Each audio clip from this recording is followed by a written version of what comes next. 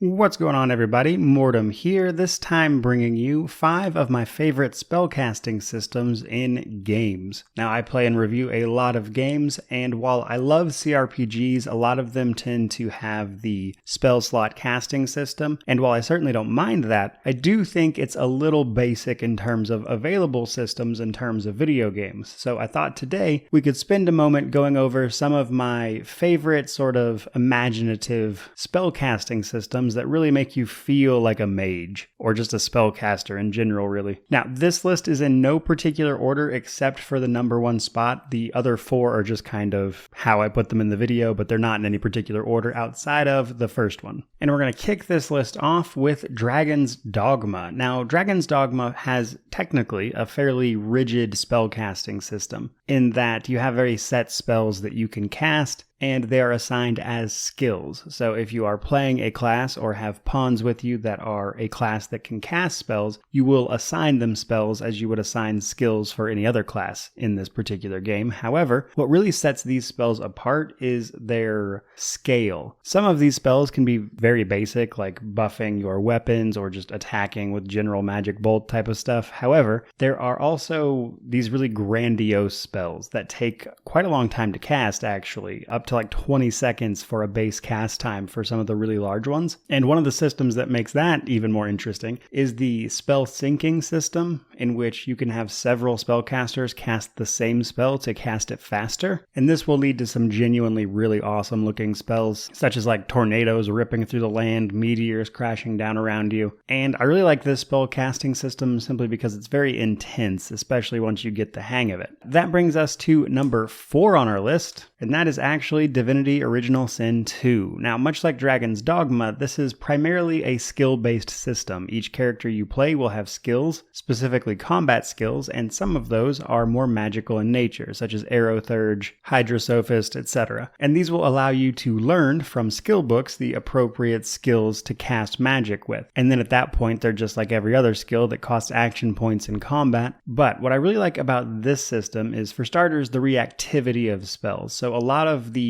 environmental effects in Divinity Original Sin 2 will play off of each other. For instance, if there's water on the ground and you cast a lightning spell, it will electrify it, and there is a shocking number of that interactivity at play in combat, which makes combining all these spells very fun to do. But more than that, another thing I really like about this system is there are a handful of what you could consider hidden skills, in the sense that you cannot just get them from a skill book. You have to use the crafting system to combine skill books to find special variants of spells that will usually combine more than one type of spell casting. So for instance, you can turn the rain spell into blood rain. So instead of raining water, it rains blood, which has different reactive properties to other spells. And there's a lot of intermingling parts to this system, and that's what I like the most about it. Because at its root, it's basically just a skill system like a lot of other games, but it's so reactive to all the other spell casting going on that it's very fun to play around with. Though I will admit, towards the end game, it tends to be a bit of a headache in terms of the fights, because the entire floor is basically always covered in fire towards the end game. But that brings us to number 3 on our list, and it is good old Skyrim. Now, I like this system because you basically equip a known spell to one or both of your hands, and then at that point you cast like you would a normal weapon attack. And I like this because it feels really cool. I mean, there's just no two ways about it. However, when you combine this with other effects like the dual casting perk, which allows you to equip the same spell in both hands and then cast it together for a stronger version of the same spell, it can lead to some very cool effects. The downside of this system is, while it does make you feel cool, it unfortunately does get outpaced by other types of combat in the late game, but this is primarily due to the damage scaling around spell casting, because if you're unaware, in base Skyrim, there comes a point where the magic damage you can do pretty much tops out, and it is well below other types of combat, especially if you're doing things like enchanting for them, etc. But nonetheless, a cool change that I like, because again, it makes you feel like you're playing a mage,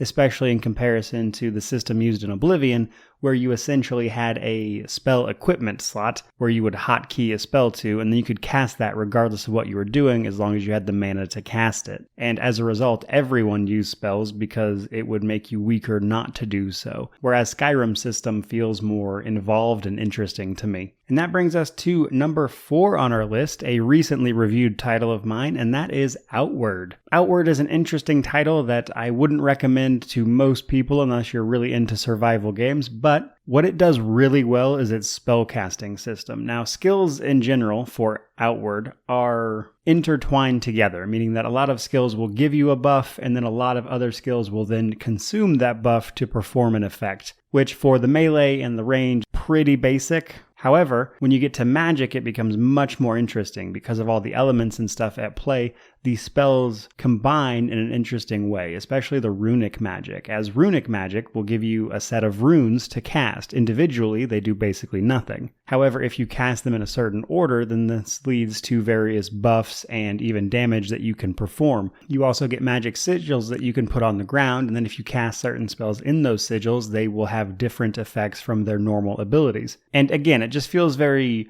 arcane and sort of ritualistic as you cast all this magic, and as a result it feels very satisfying, especially as you start experimenting with spells and learning what different combinations do. It's a lot of fun. That brings us to number 1 on the list, my favorite spellcasting system in video games, and that honor belongs to none other than Tyranny. Now, Tyranny uses a fairly interesting spell crafting system. Throughout the game, you will find magical sigils for your party, and these take the form of 3 different types. There's the core of what the spell is, things like emotions or an element, and then there's the expression sigil, which is the form the magic takes, such as, is it a wall spell, is it a bolt, is it a buff, is it an armor spell, that type of stuff. So you pick what it is, what it does, and then you pick an accent sigil, which will then change the spell in some way. And while you can only have 1 core and 1 expression, the accent sigils can pretty much be added as much as you possibly can for that character, because each character has a lore skill, which determines the maximum lore of a spell that they can cast. So once you create a spell, it has a lore skill associated with it, and if your character has more than that, they can cast it. So this makes magic like